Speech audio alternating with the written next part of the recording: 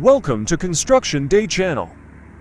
Today we are going to do steel binding for plinth beams. See last video we layered screed concrete.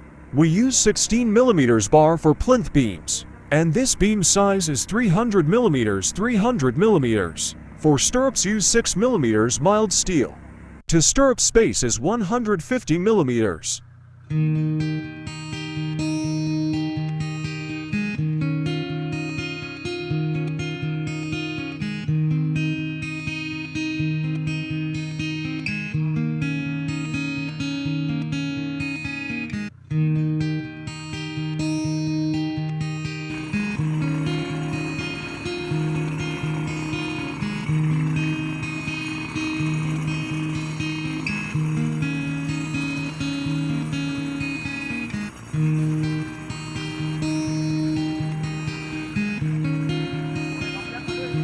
Now finish binding process.